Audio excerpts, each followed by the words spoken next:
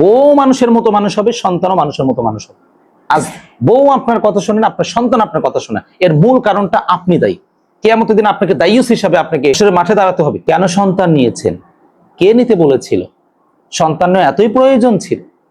নিজের মধ্যে ধারণ ক্ষমতা নেই, নিজের মধ্যে সন্তানকে আদর্শবান করার মতন অ্যাবিলিটি নেই, কেন সন্তান নিয়েছে? পুরো পৃথিবীর সকল বাবা মার জন্যই এই পরামর্শগুলো। স্কুল বলেন, কলেজ বলেন, ইউনিভার্সিটি বলেন, মাদ্রাসা বলেন, প্রত্যেকটা বিভাগেই যেন শিক্ষকরা হয়ে গেছে আপনাদের সন্তানদের কারণে টর্চারিং এর একটা পাত্র। এর কারণ আপনারা অভিভাবক। আরে ভাই, আপনি আপনার সন্তানকে, আরে বোন, আপনি আপনার সন্তানকে মানুষের মতো মানুষ করতে পারবেন না, আদর্শ শিক্ষা দিতে পারবেন না, আপনার সন্তানকে আপনি গুণামুক্ত করতে পারবেন না, আপনার সন্তানকে মোবাইল মুক্ত করতে পারবেন না, টিভি মুক্ত করতে পারবেন না, কম্পিউটার মুক্ত করতে পারবেন না, ল্যাপটপ মুক্ত করতে পারবেন না, ইলেকট্রিক অনেক ডিভাইস রয়েছে যেগুলো থেকে মুক্ত করতে পারবেন না। এক কথায় আপনার সন্তানকে আপনি গুণামুক্ত করতে পারবেন না। সন্তানকে কে নিতে বলেছে আপনাকে? কেন সন্তান নিচ্ছেন? আপনি কোরআনের ভাষা জানেন না, পরিভাষা? আপনার সন্তান আপনার জন্য কাল হয়ে দাঁড়াবে। যদি আপনার সন্তানকে আপনি সুশিক্ষা না দিতে পারেন, যদি আপনার সন্তানকে আপনি আদর্শবান না করতে পারেন, আপনার সন্তান আপনার জন্য কাল হয়ে দাঁড়াবে। আপনি জানেন না? আপনার সন্তান আপনার সিলসিলায় জারি, আপনি জানেন না? আপনার সন্তান আপনার সিলসিলায় জারিয়া, অর্থাৎ আপনি দুনিয়াতে রেখে কবরে চলে যাবেন। আপনার সন্তান গুনাহ করবে, আপনার কবরে চলে যাবে। আপনার সন্তান নেশা করবে, কবরে চলে যাবে। আপনার সন্তান জেনা করবে, কবরে চলে যাবে। আপনার সন্তান মানুষকে কতল করবে, কষ্ট দিবে, আপনার কবরে চলে যাবে। আপনার সন্তান দুনিয়াতে যত প্রকার আকাম ওকাম করবে, প্রত্যেকটা আকাম ওকামের প্রতিফল আপনাকে কবর থেকে ভোগ করতে হবে। কেন সন্তান নিয়েছেন? কে নিতে বলেছিল? সন্তান এতই প্রয়োজন ছিল? নিজের মধ্যে ধারণ ক্ষমতা নেই, নিজের মধ্যে সন্তানকে আদর্শবান করার মতন অ্যাবিলিটি নেই, কেন সন্তান নিয়েছে? আপনার অনেক প্রক্রিয়া ছিল, প্রক্রিয়াগুলো ব্যবহার করা যেত, কিন্তু তা না করে সন্তানকে কিন্তু আপনি ঠিকই নিয়েছেন, নিয়ে আদর্শবান করতে পারছেন না। প্রতিনিয়ত টিচারকে এসে টর্চারিং করছেন। স্যার বা হুজুর, আমার ছেলে বাসায় গিয়ে গেমস খেলে, আমার ছেলে বাসায় গিয়ে মোবাইলে কার্টুন দেখে। তো একজন শিক্ষক আপনি আপনার সন্তানের জন্য নির্ধারণ করেছে, নির্দিষ্ট করেছে প্রতিষ্ঠানের জন্য, আপনার বাসায় কি করে সংশোধন করবেন? আমি আমার প্রতিষ্ঠানকে নিয়ে আপনাদের সাথে একটু শেয়ার করি।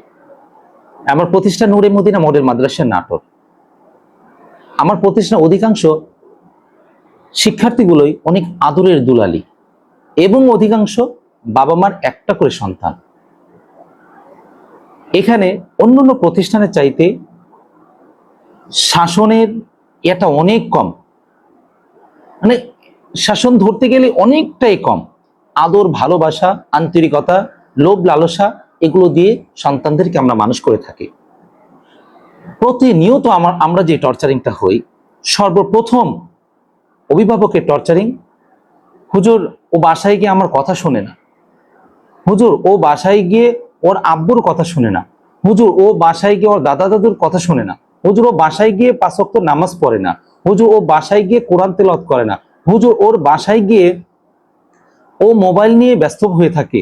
কেউ মোবাইল চাইলে তার সাথে খুব খারাপ আচরণ করে। হুজুর, ও বাসায় গিয়ে খাবার খেতে চায় না। হুজুর, ও বাসায় গিয়ে রাত্রে ঘুমাতে চায় না, অনেক রাত্রিতে ঘুমায়। হুজুর, ও বাসায় গিয়ে ঠিকভাবে গোসল করতে চায় না।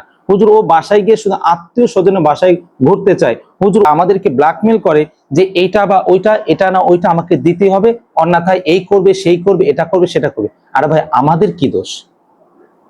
আমি কি দোষ করেছি? শিক্ষক তো তার দায়িত্ব প্রতিষ্ঠানে, আপনার বাসায় গিয়ে টিচিং করবে? শিক্ষক তো কখনো এগুলো শেখায় না।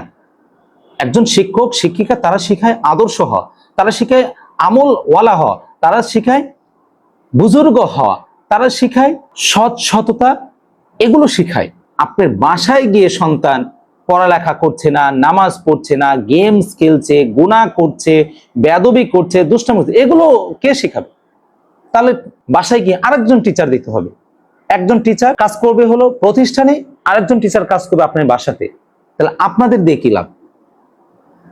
আর ওই যে মাটাকে ঘরের মধ্যে রেখেছেন, আপনি তো বাবা, আপনি তো রাত শেষে দিনে বিভিন্ন জায়গায় গিয়ে আপনাকে কর্ম করতে হয়। হ্যাঁ, আপনার সন্তানকে আপনি সময় দিতে পারেন না, ঠিক আছে। তাহলে বাসায় যে রেখেছেন আপনার কি বলবো ওটাকে, আপনার বিবিকে যে আপনি বাসায় রেখেছেন, সে কি করে? তার কাজটা কি? অ্যান্ড্রয়েড এত বড় একটা ফোন কিনে দিয়েছেন, অনেক বড় বড় কম্পিউটার কিনে দিয়েছেন, ল্যাপটপ, সে সেটা নিয়ে ব্যস্ত। ওনাকে যে ঘরের মধ্যে পেলে পুষে বড় করছেন, মানুষ করছেন, ওনার কর্মটা কি? উনি কি করবে? আপনার সন্তানকে কে মানুষ করবে? আদর্শবান কে করবে? আপনার স্ত্রী তো করার কথা, বা সন্তানের মার তো করার কথা। সন্তানের মা, তার কাজ হলো সে সারাক্ষণ বিভিন্ন ইন্ডিয়ান সিরিয়াল দেখবে, নাটক ফাটক মুভি এগুলো দেখবে, আর মায়েরাও শুনি গেমস খেল, নাউজুবিল্লাহ। বান্ধবীদের সাথে, বন্ধুর সাথে বিভিন্ন রকমের গল্প গুজব করছে, সন্তান কি করছে না করছে ধুলা অন্ধকার। অথবা সন্তানের হাতে একটা ফোন দিয়ে, আব্বু তুমি একটু এ করো, উনি ওনার মায়ের সাথে, উনি ওনার বোনের সাথে, উনি ওনার দুলাভাইয়ের সাথে, এদের সাথে গল্প নিয়ে ব্যস্ত, এগুলো নিয়ে ব্যস্ত। আপনার সন্তান যে পর্যন্ত মানুষের মতো মানুষ না হবে, সে পর্যন্ত আপনার সংসার থেকে আপনি ইলেকট্রিক ডিভাইস সব উঠায় নেন। ছোট্ট একটা কিবোর্ড আলা একটা ফোন দিবেন, ছোট্ট একটা ফোন, এই 900-1000 টাকার একটা ফোন কিনে দিবেন, অ্যান্ড্রয়েড ফোনটা উঠিয়ে নিবেন, টিভি উঠাই নিবেন, কম্পিউটার উঠাই নিবেন, ল্যাপটপ উঠাই নিবেন, গেমস জাতীয় যে ডিভাইসগুলো এগুলো উঠাই নিবেন। বউ মানুষের মতো মানুষ হবে, সন্তানও মানুষের মতো মানুষ হবে। আজ বউ আপনার কথা শোনেন, আপনার সন্তান আপনার কথা শোনে, এর মূল কারণটা আপনি দায়ী। কিয়ামতের দিন আপনাকে দায়ুস হিসাবে, আপনাকে হাসরের মাঠে দাঁড়াতে হবে দায়ুস হিসাবে। কেন দায়ুস হিসাবে দাঁড়াতে হবে? হাদিস পড়বেন, কোরআন জানবেন, আপনার পাশের মসজিদে ইমাম সাহেবকে, মাদ্রাসার মুফতি সাহেবকে, মাদ্রাসার প্রিন্সিপাল সাহেবকে জিজ্ঞাসা করবেন দায়ুস কাকে বলা হয়। আপনি বাবা হয়েছেন, আপনার স্ত্রী অন্যের সাথে ফোনে কথা বলে। আপনি বাবা হয়েছেন, আপনার স্ত্রী ইন্ডিয়ান সিরিয়াল দেখে। আপনি বাবা হয়েছেন, আপনার স্ত্রী গান শোনে। আপনি বাবা হয়েছেন, আপনার স্ত্রী 5 ওয়াক্ত নামাজ পড়ে না। আপনি বাবা হয়েছেন, আপনার স্ত্রী বাহিরে, সে পর্দা পুশিদার ছাড়া সে উলঙ্গ হয়ে সে বাহিরে ঘুরতে যাচ্ছে। তো বাবা, আপনি কি কাজ করছেন? আপনি কিন্তু দায়ুস হিসাবে শাস্তি দেওয়া হবে। যে বউকে আপনি তার সুখের জন্য তাকে আপনি 3 পিস পরিয়ে, আপনার উলঙ্গ বেহায়া মতো করে আপনি রাস্তায় ছেড়ে দিয়েছেন, তাকে কি দিতে হবে? স্বাধীনতা। তার স্বাধীনতার নামে যে তাকে জাহান্নামের মধ্যে আপনি নিক্ষেপ করছেন, কিয়ামতের দিন মনে রাখবেন, আপনি যে আপনার বউকে জাহান্নামের মধ্যে নিক্ষেপ করছেন, আপনাকে ওই বউ আপনাকে জাহান্নামের মধ্যে নিক্ষেপ করবে। সুন্দরভাবে প্যাকেট করে রাখেন। দামি জিনিস সবসময় প্যাকেটিং হয়, সুন্দর করে প্যাকেট করে অনেক সুন্দর সুন্দর জায়গাতে রেখে দেওয়া হয়। এটা হলো মূল্যবান জিনিস। দামি জিনিসের কিয়ামত বোঝানো হয়, আর অল্প দামি জিনিস ঢাকাই করে বিক্রি করা হয়। তাহলে আপনি প্রশ্ন করেন, আপনার বউ, আপনার বোন কিয়ামতওয়ালা না আনকিয়ামতওয়ালা? কিয়ামতওয়ালা যদি হয়, মূল্যবান যদি হয়, দামি যদি হয়, সুন্দর করে প্যাকেট করে রাখবেন, কেউ যেন না দেখে। আরে আল্লাহ তো বলে দিয়েছেন যে তোমার বউ তোমার জন্য জায়েজ, অন্যের জন্য হারাম।